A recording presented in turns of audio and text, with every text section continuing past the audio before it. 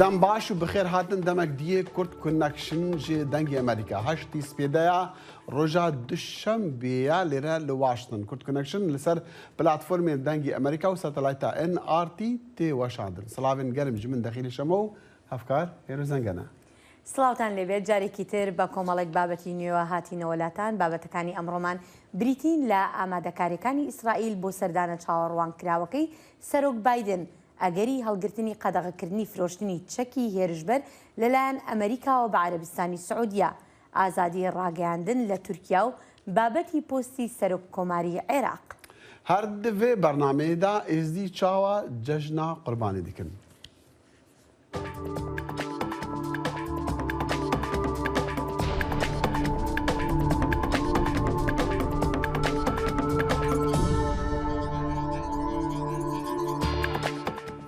دەسەڵاتدارانی ئیسرائیل ڕۆژی یەکشەمە لە ئەورشەلیم دەستیان بە ئامادەکاریەکانیان کرد بۆ سەردانەکەی سەرۆکی ئەمریکا جۆ بایدن ئاڵای ئەمریکا لەگەڵ ئاڵای ئیسرائیل و لەگەڵ شارەوانی ئورشەلیم لە نێوەندی شەقامی ئاگرۆندانران چاوەڕوان دەکرێت سەرۆک بایدن ڕۆژی چوارشەمە بگاتە ئیسرائیل بۆ گەشتێکی ڕۆژی کە تیایدا لەگەڵ کاربەدەستەکانی فەڵەستینیەکانیش لە کەناری ڕۆژئاوا کۆ دەبێتەوە هەڵوێستی بایدن لەسەر ئیسرائیل لە پاش ڕاگەیاندنە توندەکانی کە لە کاتی خۆکاندیدکردنیدا لە ئێستا نەرمتر بووە ئەو کاتەی خۆی بۆ سەرۆکایەتی کاندید کردبوو ڕەخنەی لە ڕێبازی سەرۆکی ئەو کاتە دانەڵد ترامپ گرت لەسەر دروستکردنی نیشتەجێگای لە کەناری ڕۆژئاوا بەڵام وەکو سەرۆک نەیتوانیوە فشار بخاتە سەر ئیسرائیل تا دروستکردنی ئەو نیشتەجێگایانە ڕابگرێت جگە لەمەش هەتا ئێستا هیچ دەستپێشخەریەکی نوێی نەکردووە بۆ دەستپێکردنەوەی وتوێژە لە مێژ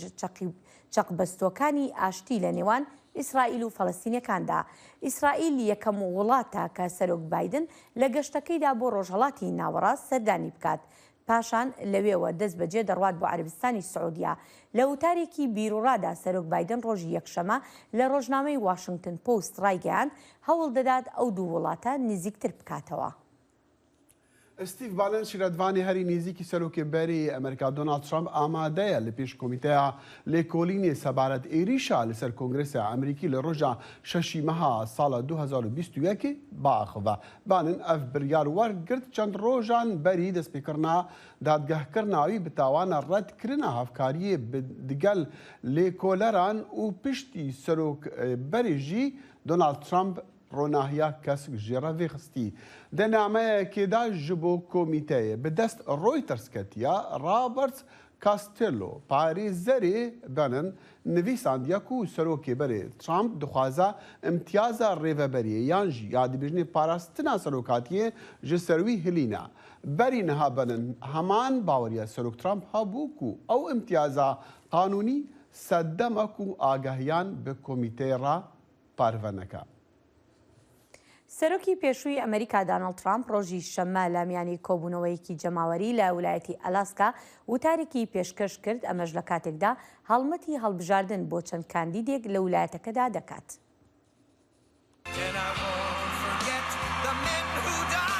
دانەڵد ترامپ سەرۆکی پێشووی ئەمریکا لە گرتبوونەوەیەکی هەڵمەتەکانی هەڵبژاردن لە شاری ئەنکۆریجی ویلایەتی ئەلاسکا گوتارێکی پێشکەش کرد کە تێیدا ڕەخنەی لە سیاسەتەکانی بەڕێوەبەرایەتی بایدن گرت.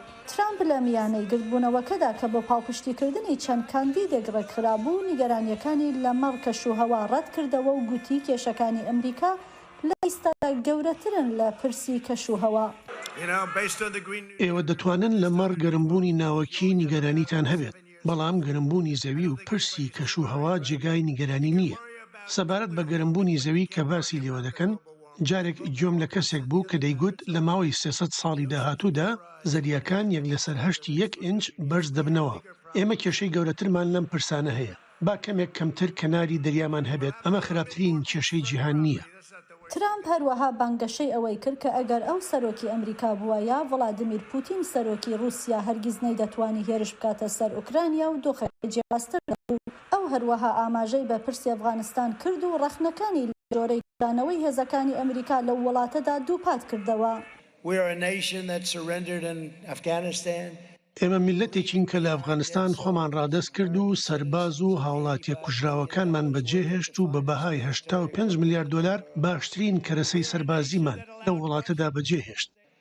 سەرۆکی پێشووی ئەمریکا لە کاتێکدا کە جارێکی تر بانگەشەکانی خۆی سەبارەت بە دزینی ئەنجامەکانی هەڵبژاردننی ساڵی 2020 ئەمریکای دووپات کردەوە، ئاماژەی بەوەش کرد کە خۆی بۆ سەرۆکایەتی ساڵی 2024 کاندید دەکات.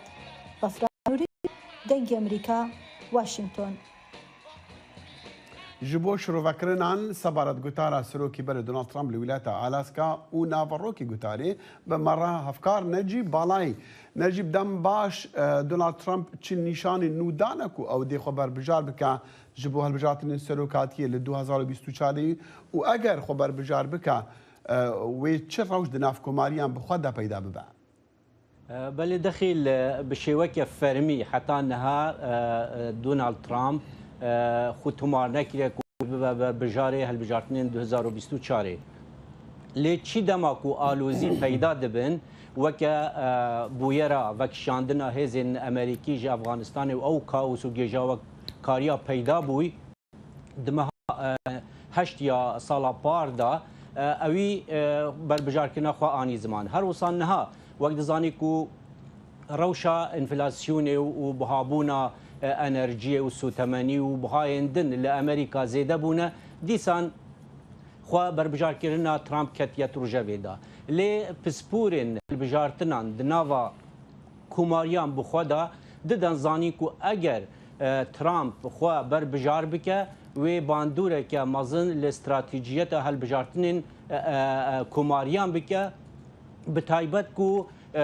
هەلبژارتنên میترمê yên nîva desalatê yên nîvî nêzik dibin ku meha 11 ev dê bandoreke stratejî li ser helbijartinên yên mîtermê bike ji ber çi Mitch McConnell rêberê kemaniyên senatoran û her wisa Kevin McCarthy بله رهبری انجمن نوینران ددن زانی کو اگر ترامپ خو هل بربجر بکه وی وقتی دبیت را پرسیه که لسر ترامپ نک لسر بایدن و ادعاوی و کارین و کارنامه بایدنی یا حتی انجام داد. باشه نجیب نهالی کنید در کنگرسی ده هیا لسر رول دونالد ترامپ دیریشا لسر آوایا کنگرسی ده به تعبیتی جی تگهشتنا که هیا کو رنگ انجام ویلی کلینی به بسدمی کو یاسا رینه ده ترامپ خبر بجار بکه کماری وینا برچاف دکن دخیل وقت زانی کو هم د کمیته پرسین انداجی جگیرا سروکی ی کمیته کماری بخویا یعنی هر وصا رونشتنا داویه کو کاسیدی هچنسن دما کو رونشتنه دا گلک تشتین گرینگ ی ناوا کوش کاسپی آنی نزمان د رونشتناله پرسینه دا راست بحث کسایتی ترامپ هات کرن هلبت اف لیکولینین کو حتی نه هات نکرن و اوی هشتا بردوام ببن گلک تشتندن و درکوین دبیتن کو انجامن و ها درکوین کو کوماری قدر ندن ترامپ ببا بر بجیر وان بله ناوا پارتی بخوجی دا ترامپ بویا صدم وکبیجن دوبریان شرخه کی اختیار ناوا کوماریان بخوا بتایبەت نها خویا دبی دناوا کوماریان دا کنگرین وانین هرمی لنبراسکا لنها الالاسکا پشتوانیا هندکا دکه و لدجی هندکیندن رادوستا دهمان کاندیدیت کوماریان دا نجیب بالایی هفکاری ما لپیش کنگرسی بو گلکی سپاس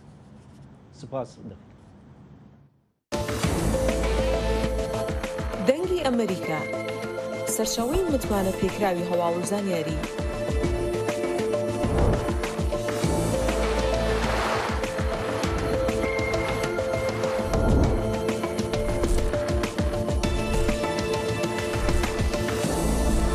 لە ماڵپەڕ و تۆڕە کۆمەڵایەتیەکانی دەنگی ئەمریکاوە ئاگاداری هەواڵ و گۆڕانکاریەکانی جیهان بە.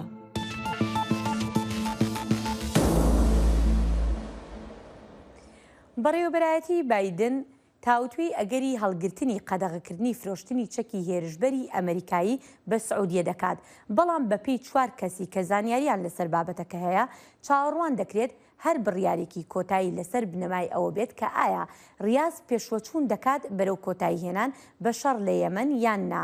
سێ لە سەرچاوەکان بەر لە سەردانەکەی سەرۆک بایدن بۆ شانشینەکە ڕایانگەیان بەرپرسە باڵاکانی سعودیە لە چەندین کۆبوونەوە لە ریاض و لە واشنگتن لە ماوەی چەند مانگی ڕابردوودا فشاریان خستۆتە سەر هاوشانە ئەمریکایەکانیان بۆ هەڵوەشانەوەی ڕێبازی فرۆشتنی تەنها چەکی بەرگری بەو هاوبەشە باڵایی کەنداوە. دوو سەرچاوە ڕایانگەیاندووە مشتومڕی ناوخۆی ئەمریکا نافەرمیە و لە قۆناغی سەرەتاییدایە و هیچ بڕیارێک هێشتا نەدراوە. بەرپرسێکی ئەمریکایش بە ئاژانسی ڕۆیتەرسی گوتووە لەم کاتەدا هیچ گفتوگۆیەک لەسەر فرۆشتنی چەکی هێرشبەری عەرەبستانی سعودیە لە ئارادان نییە.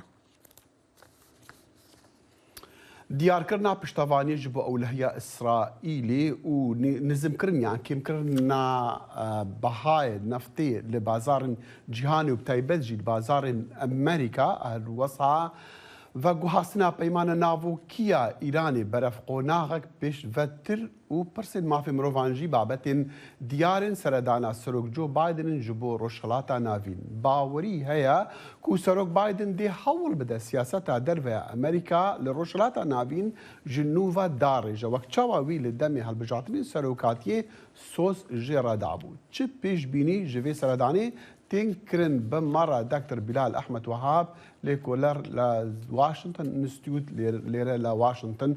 Dr. Bilal beyanî baş Biden çi projeyê pêya betayبetiş bo çareserî pirsî İsraîl Filistînekan qonaqiyek seredanî Bidena bo Rojhilatê Nawerast aya ziyatr la çareserî dû dewletî caran pêya yan na. بەیانیتان باش کاک دەخیل هێرۆخان ڕەمزدەژتان پیرۆز بێت. ئەم سەردانە بەشێکی سەرەکی بریتیە لە ئەم بابەتەی کە جنابەت باست کرد بە شێوەیەکی گشتی هەلقەیەک لە ناوچەکە هەیە کە ئەمریکا بەرەو کشانەوە ئەڕوات جەنگی ئۆکرانیا لەلایەک کێشمەکێش لەگەڵ چینە لەلایەکی تر ترس و قلەقێکی دروست کردەوە بۆیە هۆکاری سەرەکی سەردانەکەوەیەکەوە بایدن جارێکی تر دڵنەواییەک بداتەوە بە هەرێمەکە بە بەرپرسانی هەرێمەکە کەوا ئەم ناوچەیە گرنگە لەو بابەتەی کە لە واشنگتن پۆست بڵاوی کردەوە باسی گرنگی ناوچەکە ئەکات وەکو ناوچەیەک بۆ تجارەتی نێودەوڵەتی کە چەند ڕووبار و بەحرێکی گرنگی تێدایە باسی نەوتەکات بۆ باسی ئاشتی و ئاشتەوایی ئەو ناوچەیە کات کە ساڵانێکی ڕابردوو لە دوای 11 سپتەمبەرەوە شوێنی شەڕ بووە.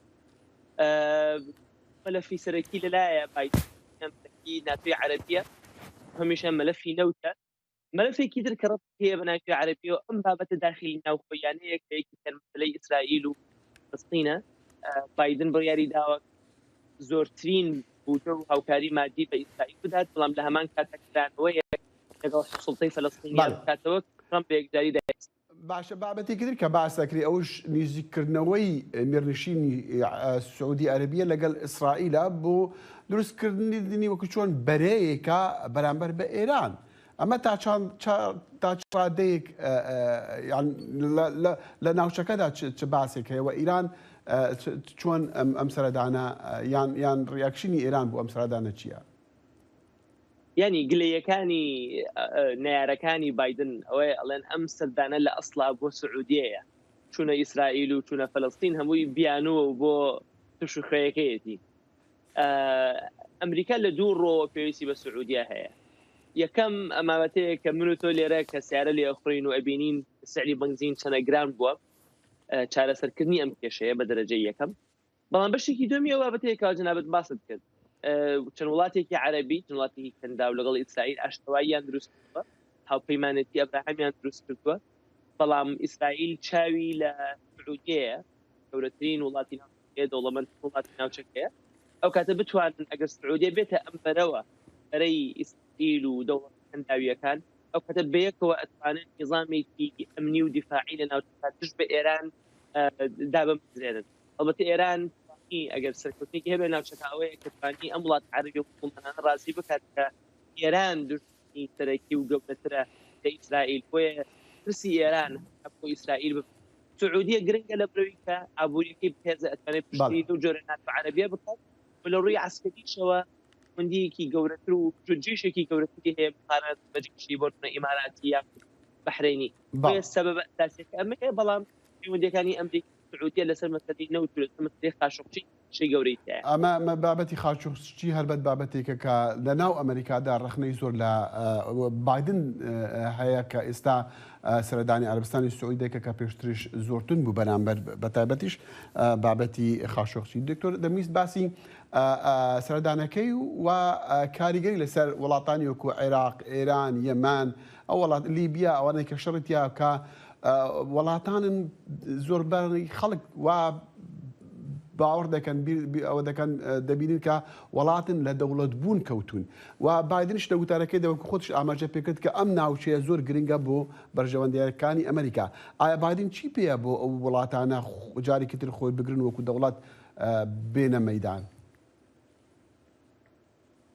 دەڕاستیە بایدن چارەسەری پێ نییە مەگلەی سەرەکیە لە سەردانەکەشی ئەگەر بابەتەکەی خۆشی بخوێنیتەوە یعنی مقارنەی ئەم هەژدە مانگی ڕابردووە ئەکات بە ئیدارەی ترەمپەوە لە زمانی ئەوە هێرش دەکرێت سەفارەت ئەمریکی لە بەغدا ئێستا ناکرێت بەڵام لە کێشە سەرەکیەکانە فۆرمونە کشانەوەی ئێران لە ئیتفاقەوەی تا ئیسا سەر ڕایگەڕانەوەی ئەمریکا بۆ گفتوگۆکان ئەمریکا هێشتا لە دەرەوەی ئیتفاقی نەوەویە مەسەلەی ئەم جەنگی یەمەن ڕاستە هودنەیە ئێستا شەڕەکان ڕاوەستاوە بەڵام چارەسەری کێشەکە نەبوو. لە سووریا دۆخەکە تاتە بەرەو تاقی دەڕوا تورکیا هەڕەشی هێرشەکە و رووسیا لەگەڵەوەی شەڕی ئۆکرانیا هەیە ترکی هێشتا هەر بەردەوامە لە وجودی عسکەری خۆی لە ناوچەکەدا. لە عێراقا بابەتەکەیە باس عێراقەیە کە بەڵێ هێرشەکانی ئێران و میلیشیاکان بۆ سەر سەفارەت کەم بۆتەوە بەڵام دوو خاڵی سەرەکی بیرچوو یەکەمەوەیە کە هەڵبژارنێک لە مانگی دایەکراوە ئێمە لە ناوەڕاست مانگی حەوتین تا ئیسا عێراق بێ حکوومەتە و ڕاستە ئێرە عێراق دەورێکی هەیە کە باسی دەکات کە هیوار دروستەکە لە نێوان ئێران و سعودیا بەڵام بیرێکی و باسی ئەوە بکاتەوە لەگەڵەوەی ئەم پەرلەمانە نەیتوانیوە حکوومەتێک تەشکیل بکات و سەرۆکوەزیران لەگەڵ بژێرێ بەڵام فرای ئەوە کەوتووە یاسایەکی دژی ئیسرائیل دەربکات. بۆیە ترەمپ بڵین بایدن ببوورە لە بابەتەکەیە هەندێک شتی جوانی ناوچەکەی کە گۆڕانکاری بۆ باسی کردووە بەڵام ئەم کێشە گەورانی کەواتە نابێت ئاماژەکەی باسی کرد ئەمانەی ئیهمال. باڵێ باشە ئەگەر ڕاست بێ بۆ چوونی هەندێ شارەزان لێرە لە واشنگتن کە دەڵێن بایدن هەوڵ ئەدا سیاسەتەکانی دەرەوەی ئەمریکا سەر لە نوێ بکات یا دابڕێژتن وەکو بەکرمانجی دەڵێن یعنی وەکو تۆش پێم دەڵی کە ئەمە بایدن پرۆژەی پێنیە ینی پرۆژەی نوێی پێنیە چی تر دەکاتن چی پێە بۆ ئەوەی ئەو ناوچەیە ئارام ببێیان ئەم شەڕۆوانە نەمێنن و وەکو بڵێن تا ڕادەیەک لە بەرژەوەندی ئەمریکادا کۆتایی پێ بێتن.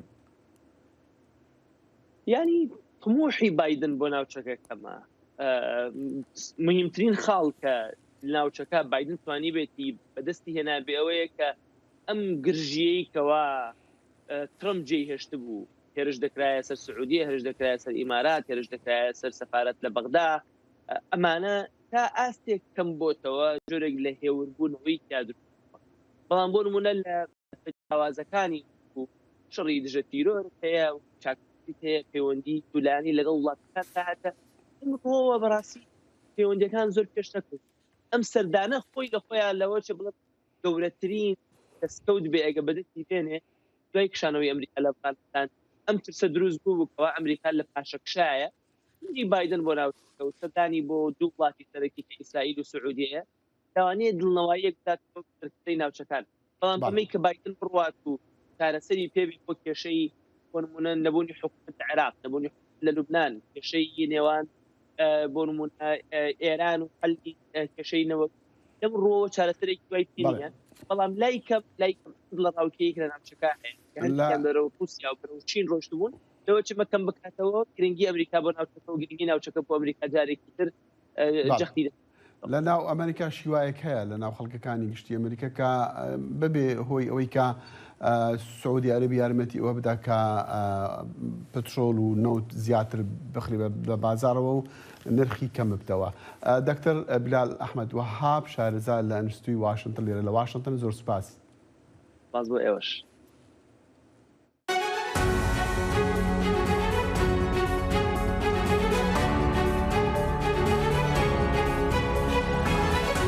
واشنطن بەرنامەیەکی هەفتانەیە لە بەشی کوردی دەنگی ئەمریکاوە ئامادە و پێشکەش دەکرێت. من بەڵێن ساڵح هەموو ڕۆژانێکی هەینی لەگەڵ پسپۆڕاندا تاوتوێی گەرموگورترین بابەتی ڕۆژ دەکەین لە پەیوەندی بە سیاسەتی دەرەوەی ئەمریکاوە. لەگەڵمان بن.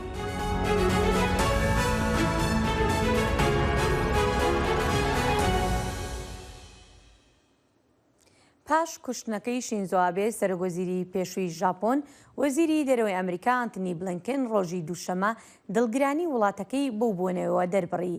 لە میانەی گەشتەکەیدا بۆ تۆکیۆ بلینکن مەرگی ئابێی بە تراجیدیایەکی ترسناک وەسف کرد لە کاتێکدا ستایشی ئەو سەرۆکوەزیرەی پێشووی کرد بۆ پتەوکردنی پەیوەندیەکانی نێوان هەردوو وڵات. ئابێی تەمەن 67 ساڵان لە میانەی وتارێکیدا لە دەمی هەڵمەتی هەڵبژار لە ڕۆژاوای شاری نارا ڕۆژی هەینی تەقەی لێکراو لە ئەنجامی برینەکانی گیانی لەدەستدا. ناوبراو یەکێک بوو لەو ڕێبەرانی ژاپۆن کە زۆرترین ماوە لەسەر دەسەڵات بووە کە دوو خولی سەرۆکوەزیری تەواو کردو لە ساڵی 2020دا دەستی لە کار کێشایەوە. و ئیرۆ دوشەمبێ سەرۆکوەزیری ژاپۆنی فۆمی کشندا سۆزدان و بەردەوامیە بدا بەسەر هەوڵین گوهارتنی دەستوری ژاپۆنێدا. ئەو ئارمانجا زوودەیە سەرۆکوەزیری بەرێ یەکوبەری دوو ڕۆژان هاتی کوشتن شینزۆ ئابێ بوو لێ نەکاری بوو جێبجێ بکە. ئەو داخوایانی دە کۆنفرانسە ڕۆژنامەوانیدا هادان پشتی سەرکەتنا مەزنا پارتیا دەسەڵاتدار و هەفبەندیا وێ دە هەڵبژارتنین پەرلەمانیدا دۆ یەکشەمێ. دەهان ساڵە پارتیا لیبرال دخوازە دەستوری ساڵە 1947 بگەڕە لێ سەر نەکەتیە. هەفبەندیا پارتیا دموکراتە لیبرال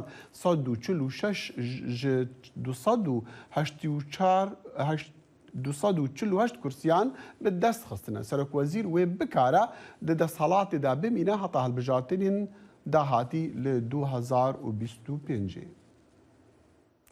ڕۆژی یەکشەمە ڕێپێوانێکی دژ بە توندوتیژی چەک لە شاری یۆڤالدیدا شوێنی ماڵی پێش ڕوویدا. کەناڵی تەلەڤیزیۆنی KSAT شاری سان ئەنتۆنیۆ ڕایگەیاند ئەندامانی خێزانی ژمارەیەک لە قوربانیانی ئەو هێرشەی کرایە سەر قوتابخانەی سەرەتایی ڕاب بەشداری ئەو ڕێپێوانە بوون. بەشداربووان ڕخنەیان لە شێوازی بەدەنگەوە هاتنی تیمەکانی چەسپاندنی یاساگرت و داوایان کرد شەفافیت لە لێکۆڵینەوەکاندا هەبێت. لەو هێرشەدا 19 خوێندکار و 2 مامۆستا کوژران. سەرۆکی ئوکراینە ڤڵۆدیمیر زەلەنسکی هۆشداری دا و ئەو کەسێن بەرپرسیار ژێ ئێریشên dijî سڤیلان di welatê wî de dê werin cizakirin. Zelenskî got jî ew kesên berpirsiyar ji bombarana êrişên mûşekan û hemû rengîndiyên bomb û raketan dê werin naskirin. Ev ragihandin hat dan di gotara şevîdî da ku taybet bû li ser êrişa li ser bajarê Chazêv Yar li herêma Donetsk. Wê êrişê ya roja şembê avahiyên sivîlan wêran kirin û bi kêmî 15 kes kuştin û hêşta 20 dî jî bê serûşênin.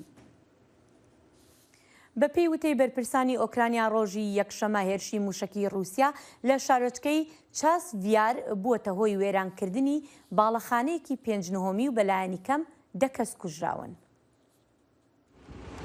بەشی خزمەتگوزاری تەنگەتاوی هەرێمی لە سەرەتادا ڕایانگەیان 6 کەس گیانی لەدەستداوە. لە دەمێکدا گەڕان بۆ ڕزگارکردنی گیانی خەڵک بەنێو ئەو بینا 5 قاتیەدا هەروە درێژێ هەیە. وەک ڕۆیتێرز راپۆرتی کرد فەرمانڕەوای هەرێمی دۆنێسک پاڤلۆ یارایلێنکۆ لەسەر تەلەگرام نووسی کە هێرشەکە ئێوارەی شەمە ڕوویدا. گوتیشی شارەکە بە موشەکی یۆرەگان کە لەسەر لۆری دامەزراون کەوتە بەرهێرش کە ژمارەی دانیشتوانی 12,000 کەسن. هەروەها بەرپرسی کارمەندانی ئافیسی سەرۆکایەتی لە تەلەگرامێکدا نووسی ئەمە هێرشێکی دیکەی تێرۆریستیە و رووسیا دەبێت وەک پشتیوانی تێرۆریزم دیاری بکرێت. بە جۆرەی دانیشتوان لانیکەم ڕەنگە دەوری 30 کەس لە نێو خانوبەرە ڕووخاوەکاندا مابنەوە. دانیشتوویەکی ئەو شارە بەشێک لە توێنێتی ئەو هێرشە دەجێڕێتەوە و دەڵێت دۆخێکی خراپ بۆ ئەوانی هێناوەتە پێش. چیمان لێ کردوون خەڵکی ئێمە چی کردووە کە ئاوا زیانی پێدەگەێنن؟ هەموو وڵات تاریک شانەکە دەستی پێکرد. هەڵاتین بۆ ژێرزەمین و سێجار بیناکە کەوتە بەر موشکباران یەکەم جار چێشخانەکەی کردا مانچ جاری دووهەمیش وەبیر نایەتەوە بروسکەیەک هاتوو بۆ لای دوامین دەرگای چوونە دەرەوە ڕامان کرد و پاشان ڕاستەوخۆ چوین بۆ ژێرزەمینەکە شەوێت تا بەیانی لەوێ بووین بەڵام کەس نەکوژرا دەرگا ئاسنەکە هاتە دەر و ژن و پیاوێک بریندار بوون. رووسیا کە دەڵێت ئەو کردارەی بۆ لابردننی هەموو هێزە لەشکرەکان لە ئوکراینەیە حاشا دەکات کە مەدەنیەکانی کردبێتە ئامانج. شاری چاسێڤیا کە لە 20 کیلومتری شاری کراماتۆرسک لە باشووری خۆرهڵات هەڵکەوتووە چاوەڕوانی دەکرێت ئامانجێکی گەورە بۆ هێزەکانی رووسیا بێت لە دەمێکدا بەرەو ڕۆژاوا پێشڕەوی دەکات. هەرمی دۆنتسک یەکێک لەو دوو هەریمەیە کە لە پەنا لۆهانسک هەڵکەوتووە و هەریمی دۆنباس پێک دێت. بەجیاوازی خوازەکان لەوە تا ساڵی 2014 زاینیەوە شەڕی هێزەکانی ئوکراینەیان کردووە. رووسیا حوتی ڕابردوو شاری لیسیچانکی گرت کە دوایین شوێنی بەهێزی دانیشتوانی یوکراینە لە هەریمی لوهانسک بوو. وێنەیە وی زارۆکێ 6 ساڵی بناوێ ڤڵاد لە پێش گۆڕا دایکەخوا ڕاوستیای دباخچێ ماڵەخوادا لە بوچە لە ئوکرانیا جیهان هەژاندیە. لوی باژەری هێزیون رووسیا داوانên mezin ئەنجام دانە لە دەمێ رووسیا باژار داگیر کردی. مەرینا ناومێتس دایکە ڤڵاد مر پشتی وێ ماڵباتاخوا دژێر زەمینە ماڵەخوادا پاراستی مە ئەف چیرۆکە غەمگین جوور هەیە. Ev wêneyê vî zarokî got li ber gora dayika xwe rawistiyaye lê Buça lê seranserî cîhanê belav bûye. Semboleke li ser şerê Rûsya lê Ukrayna. Dayika Vlada ya ciwan Marina Naumêts çavdêra zaroka bû di dema goşer dest pê kir. Wê demê malbatê xwe di qata jêrzemînê de li Buça veşart. Ev ez û Marînayê li parkê ne. Ev jî Marina Ivan Dragun tîne bîra xwe bê çawa malbatê kêm caran ji jêrzemînê derdiketin. Dijwar bû ji ber ku pir sar bû. Li wir henkişandin pir zor bû. Ber vêyekê tu li wir di tariyê de rûdinê. Tu nikarî derkevî derve. Tenê sateleke te heye ji bo ser şokê. Dragun dibêje topbaran li ser hevjîna min pir zor bû dê şevekê de ew çû raket û nema rabû. Marîna herdem bi kelecan bû. Wê hest dikir ku dilê wê car caran dilerze. Serê wê deşiya. Wê gelek dermanên dil dibirin. Cîranan alîkariya Dragun kirin ji bo axspartina hevjîna wî dê hewşa wî de tabuta wê ji dûlaba cilan ya kevin hatibû çêkirin. Marîna du zarokên din hebûn ji zewaca wê ya yekê. Sofya ya 13 salî û Vladimîr yê 10 salî. Vladimîr û Sofya tê gihiştin. Lê Vlad fêm nekir. Em ê jê re bibêjin ku dê çûye ji bo pera peyda bike. Lê paşê hêdî hêdî wî fêm kir ku çi bûye. Şev bû. Wî ez şiyar kirim û pirsî bavo diya min mir. Ez dikarim çi bikim? Min got erê kurê min diya te mir. Lê ew bi me re ye. Me dibîne, me diparêze. Heftiyekê piştî mirina Marîna Buça hate rizgarkirin. Dragun ji bo ezmûna pizîşka rewayî tirmê Marîna derxist û pişt re li goristanê veşartı. Çavdêr got mirina wê ji ber astengiya dil bû. Dragun xwest ji cihê ku mirina hevjîna wî tîne bîra wî derkeve lê perê malbatê têra çûnê nedikir. Alîkarî ji seranserî cîhanê hat. Karsaz Igor Kirilenka welatiyeke ji Odîsayê bo li Virginia dijî wêneyê Vlada dît û xwest ku alîkariyê bike. Dema ku min ew wêneyê vîla dît ku li ber gora diya xwe re diweste ew pir xemgîn xuya bû û min nekarîbû tiştekî bikim. Vîlat gurê min yê 6 salê îna bîram. Min biryar da ku bi malbatê re têkilî bikim. Kirilenka Dragun bûn hevalê hev Kirilenka ji bo Dragon hesabekî li ser GoFundMe vekir û dest bi hilmeta dan heva pera kir goberî wê $8,000 berhev kiribû. Ew mirovekî pir baş e. Ez gelek spasdarê wî me. Îro malbat li dervî Kîevê li malekê dijîn û plan dikin got ji wê de derkevin cihekî din. Yek ji bijareyên wan Portugal in. Hevalên wênekêşê Associated Press Rodrigo Abd got wêneyê navdar yê Vlada kişand alîkarî pêşkêş kirin. Di vê navberê de tevî hemû tirsa got heye û mirina dayika wî jî Vlada havîna xwe li ser biskilêtê derbas dike. وەکو گۆ ژیانە زارۆکە divê. Luqman Ehmed ji bo Maksim Moskalakof dengê Amerîka. داچوێڵا و بەشی تورکیە دەنگی ئەمریکا سازیین هەری داوین میدیای بوونا کو لە تورکیا وەرن دەرگرتن و دایخستن لێ دۆریان جانسیە دەنگی ئەمریکا لە ئەستانبولی دەبێژە خەڵکی تورکیا هەند شارەزایی پەیداکردنە هەتاکو ژە ئاستەنکردنا سازیین میدیایê xwela bidin. Ji bo rojnamevanên nava Tirkiyê de karên rêveberiya çavdêriya medya welat ji bo bilagkirina Dûçivela û beşê Tirkiyê dengê Amerîka tiştekê seyr nîne. Elî Ergîn Demirhan editörê malpera Sendîkaya Nûçeyan ev e 15 salin ew şerê fermanên dadgehê hewlên bilagkirinan dike.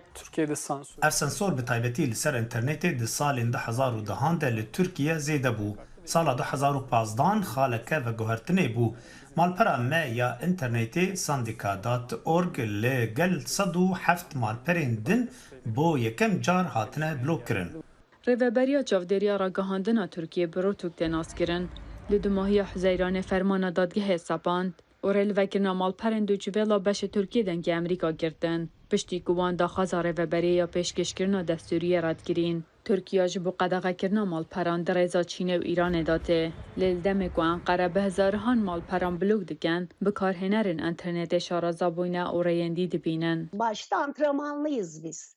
Dolayısıyla Ji sala 2007 were ev e 15 salin hikûmetê hejde guhertin di yasayên internet nû bûn bo qedexekirin yan jî girtina malperan ji ber ku hewildanên berê bi ser neketin. Niha xelkê Tirkiyê fêr bûne çawa xwe ji van derbendkirinan biparêzin. Dûçivela û dengê Amerîka heşta li ser sosyal medyayê weke Twitter û YouTubeê hene û bernameyên dî ku dişên di gel van qedexeyan kar bikin. Browserê Tor ku nazname û cihê bikarhênerî diparêzît û VPN'an ku peywendiyên taybet di navbera kompyûterê û internetê da çê diket, dîr ji hemî blokên hikûmetê. حکوومەتێ هەوڵدا کۆ هەمی VPNان قەدەخە بکە. ئەو قەدەخە هین jî bi fermî berdewam e. Lê VPN ne tenê ji bo kesên ku dixwazin yarên cuda, lê ji bo karan e jî. Ji ber vê yekê qedexe bi tundî nayê sepandin. Bi dehan kompaniyên VPN hene ku mirov dikare bi sanahî bigihê. Ez mehê $4 didim. Rêveberiya çavdêriya medya Tirk dibêjît, eger dengê Amerîka û Dûçivela destîrnameyê werbigirin dê carekadî vegerine ve. Lê her du weşan dibêjin, ev e dê rêdeta hikûmeta Tirkiyê ku navaroka babetan sinsor bikin. Demirhan dibêjît, ev nîgeraniya cihê xwe dane. Me hejmara qedexekirina tomar kirin 64 caran em hatin blok kirin. Amerîka û Almanya ev blokên li ser weşanên xwe şermezar kirin. Komîteya Peywendiyên Derve Amerîka dibêjît, ev e gaveke di jî bihayên dîmokrasiyê. Lê Enqere yarij de li ser ku serweriya yasaya giring e dîmokrasiyê da. Ev pirsgirêka diplomasî ew e ku gelek li Tirkiyê hêj dikarin li ser Dûçivela û dengê Amerîka bişûpînin. Ew jî bi rêya bikarînana fêlbaziyên dijî qedexeyan. Ji bo Doran Jones Stenbul, hatîn mayî dengê Amerîka. تا ئێستا یەکێتی و پارتی لەسەر کاندیدێک بۆ پۆستی سەرۆککۆماری عێراق ڕێک نەکەوتون. لە کاتێکدا لایەنە شیعەکان داوایان لێکردوون پەلە بکەن لە ڕێککەوتن لەسەر کاندیدێک. بۆیە چاوەڕوان دەکرێت چارەنووسی ئەو پۆستە لە نێو پەرلەمانی عێراقدا یەکلایی بکرێتەوە. دەچینە لای پەیامنێرمان دڵشاد ئەنوەر بۆ زانیاری زیاتر لەم بارەیەوە. دڵشاد دەزانین داواکاری پارتی دیموکراتی کوردستان گۆڕانی کاندیدەکەی یەکێتیە بۆ پۆستی سەرۆککۆمار کە ئەویش سەرۆککۆماری ئێستای عێراق بەرهەم ساڵحە. ئایا یەکێتی ڕازی دەبێت بە دانانی کاندیدێکی تر؟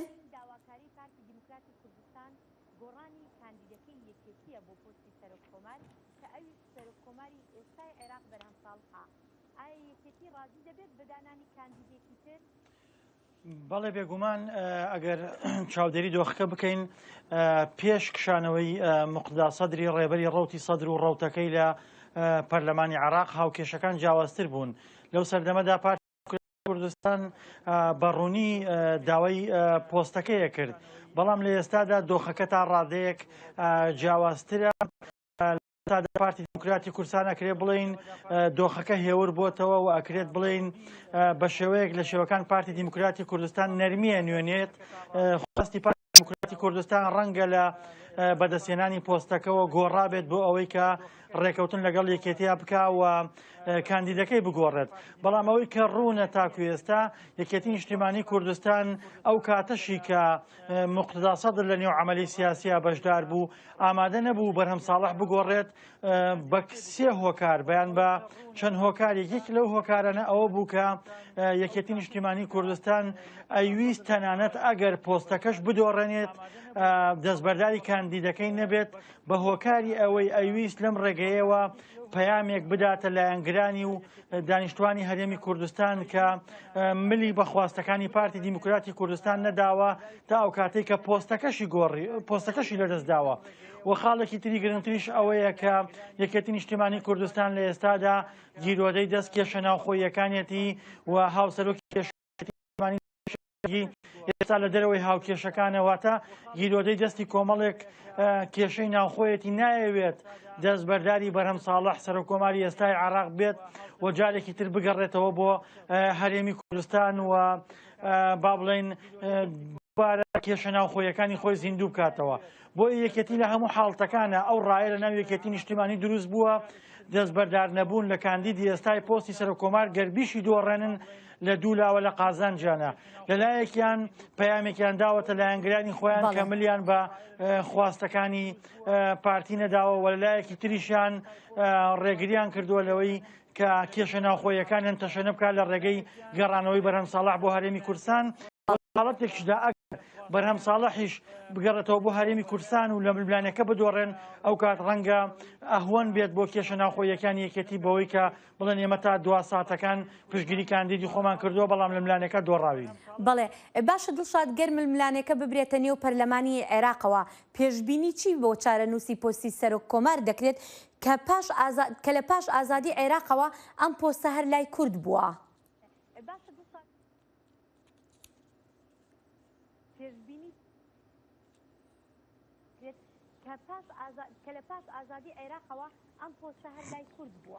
بەڵێ ئەگەر ململانەکە ببرێتە نێو پەرلەمانی عێراقەوە کۆمەڵێک سیناریۆ ئادان. یەکی لە سیناریۆکان ئەوەیە کە پارتی دیموکراتی کوردستان و یەکێتی نیشتیمانی کوردستان بە دوو کاندیدی جاوە بچنە نێو ململانەی هەڵبژاردنەوە و پەرلەمانی عێراق و پەرلەمانتارانی عێراق با بڵێن ململانەکە لە بەرژەوەندی لایەکیان یەکلایی بکاتەوە. و سیناریۆی دووەم ئەوەیە کە یەکێتی و پارتی پێشەوەی کە بچنە نێو ململانەکەەوە لەسەر کاندیدێک ڕێک بکەون کە بێگومان پارتی دیموکراتی کوردستان بە بەرهەم ساڵح ڕازی نابێت و یەکێتی نیشتیمانیش دەستبەرداری بەرهەم ساڵح نابێت وەکوەوەی کە لە کۆبوونەوەی پێش جەژنا مەکتەبی سیاسی یەکێتی نیشتیمانی کوردستان جەختیان کردەوە لەوەی کە تاکە کاندیدیان بەرهەم ساڵحە. بۆیە لە ئێستادا سیناریۆی سێم هاتووەتە ئاراوە و تازەترین سیناریۆیەکە بەپێی بەدواداچوونەکانی ئێمە دوێنێ لە بەرپرسێکی باڵای پارتی دیموکراتی کوردستانەوە دەستمان کەوت ئەوەیەکە پارتی دیموکراتی کوردستان ئەگەر بزانن کە ئەچنە نێو پەرلەمانی عێراقەوە و ململانەکە ئەدۆڕێنن ڕەنگە پارتی دیموکراتی کوردستان لە ململانەکە بکشێنەوە و کاندیدیان نەبێت.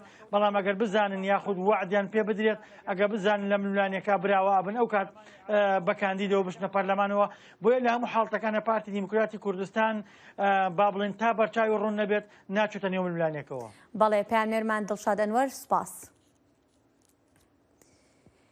کێری شوێتی گرافیک دیزاینەرێکە کە ئەمریکاییەکی بەڕەچەڵە کەمبۆدیە کتێبێکی مناڵانی نووسیوە بەو هیوایی منداڵان زیاتر بە کولتوری کەمبۆدیا ئاشنا بکات. با بزانین چۆن. کێری شوێت لە منداڵیدا لە کەمبۆدیا زۆر ئارەزووی لەکێکی برنجی بووە کە بەگەڵای مۆز پێچرا بوو. هاوبەشیکردنی ئەو خواردنە بچووکە لە مانگی 2 ساڵی 2021دا لەگەڵ دوو مناڵەکەیدا لە ماڵەکەی خۆی لە سیاتڵ لە ویلایەتی واشنگتن وای لێ کرد ئارەزوی ئەوە بکات پەیوەندیەک دروستکات بۆ منداڵەکانی لەگەڵ کلتوری خەمیرەکان. لە ڕاستیدا ڕێگەیەکم نەدۆزیبەوە کە پەیوەندیان بە کللتوری کەمبۆدیا و میراتی کەمبۆدیاوە هەبێت بە شێوەیە کە بۆیان مانادار بێت. بۆیە گرافیک دیزاینەرەکە بڕیاریدا کتێبێک لەسەر کەمبۆدیا بنووسێت و وێنای بکات بۆ منداڵەکانی. شوید لە ساڵی 1992دا لە تایلەند لەدایک بوو و لە شاری پۆنۆمپێن لە کەمبۆدیا گەورە بووە. لە ساڵی 2009 خێزانەکەی ڕۆیان لە سیاتڵ کرد کە کۆمەڵگەیەکی بەرچاوی کەمبۆدی لەوێ هەیە.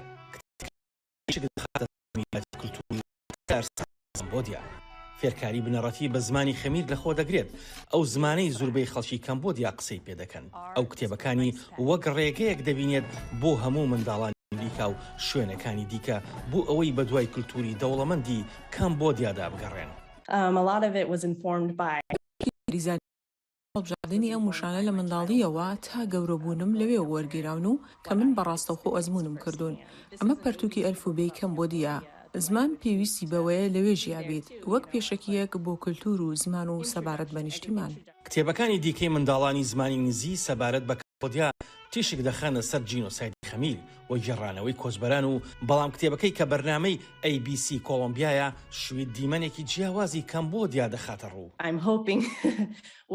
هیوادارم خەڵک وەڵام بدەنەوە و بڵێن ئەوە منم، هەروە هیوادارم کە بزانن دەتوانین کەمبۆدیا بخەین لەسەر نەخشە و بتوانین ئەمە بڵێن. ئەمە ئەو وڵاتەیە کە من خەڵکی ئەوێم و بەڕاستی شانازی پێوە دەکەم. دەزانی من دەمەوێت تۆش زیاتر دەربارەی بزانیت و لێرەدا ڕێگای زۆر خۆش بۆ فێربوون لەو بارەیەوە دەخینەڕۆ. چەند مانگێکی دیکە پەرتووکەکەی بەردەست دەبێت بۆ کەسانی کە پشتگیری کتێبەکەیان کردووە لە سەکۆی کیکستارتر. شوید پێشتر کۆمەکی دارایی بۆ دابین دەکرد بۆ ئەوەی بگاتە بەردەستی منداڵان کە تامەزرۆن، هەروەها بگاتە بەردەستی گەورەکانیش. ئاسۆ جەبار بۆ راپۆرتی تێن سۆکسراینە بۆ دەنگی ئەمریکا.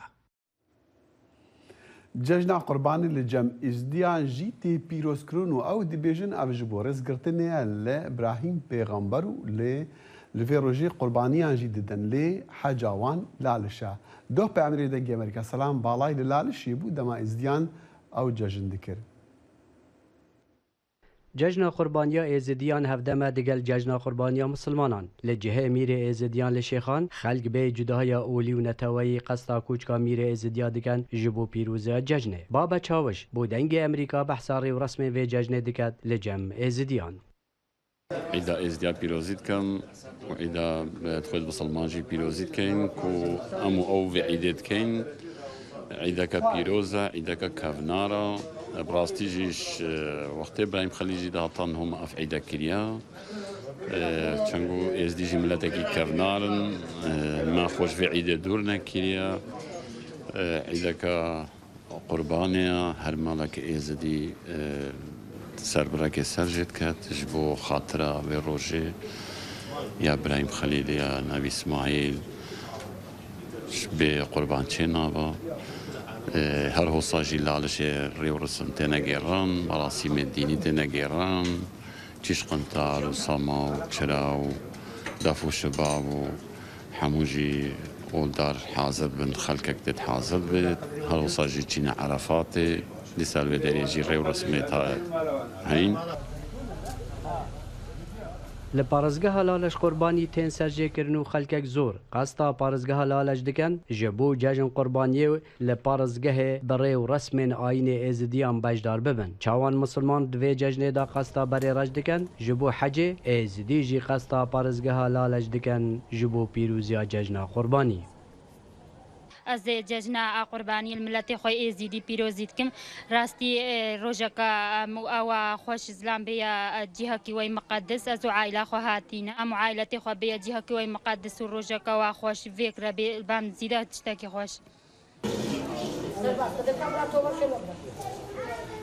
اف ججنا قربانی گلک کفناره ام قارین بیجین بری چه دسپیک جیانی دا بیا وقتی كودي بيجين بري قرباني وقت دان قوت مروفت كرنا قرباني وقت نبي ابراهيم كوري خوكريا قرباني بيجين خودي بلانك فريكر شوي روجي دا قرباني هادنا بو شو ناسري مروفي بو سري اجلي ولازم انرجي بتن لو ما نوكت في ججني دا هر مالك تشتكيني لازم بكوجتن باقكي يان كارككي يا ديجي وڵاتی me çadî bijîn olê kevnar çivan hemû lokê nêzîkî êka hemû gelek cejnê xwe dibin heke tu bê berî xwe bide şêxanê ku cê mala mîrê şêxaya û mala babê şêxa wextê bite cejin wextê bite helkeftek tu nizanî cejnakê ye çunkî hemû gelek cejna xwe rojê xwe pirêve dibin. Êzidî vê cejnê vedgerînin bo serdemê İbrahim pêxemberî we şîngê were li cem êzidiyan ev cejne bi sema û dana qurbaniya tê encam dan. Selam balayî dengê Amerîka Dohak. ساڵانە و لە بۆنە ئاینی و نەتەوەیەکاندا سەدان هەزار گەشتیار لە ناوچە جیاجیاکانی هەرێم و ناوەڕاست و باشووری عێراقەوە سەردانی ناوچە گەشتیارەکانی هەورامان دەکەن.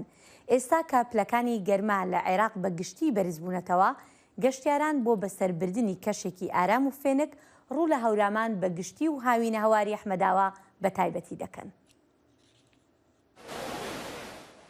کۆبوونەوەی ژمارەیەکی فراوانی گەشتیارانە لە هاوینە هەواری ئەحمەداوە. ئەوان زۆربەیان لە ناوەڕاست و باشووری عێراقەوە لە ڕێگەی کۆمپانیا گەشتیاریەکانەوە بە بەردەوامی و لە بۆنە جیاوازەکاندا دێنە هەرێم.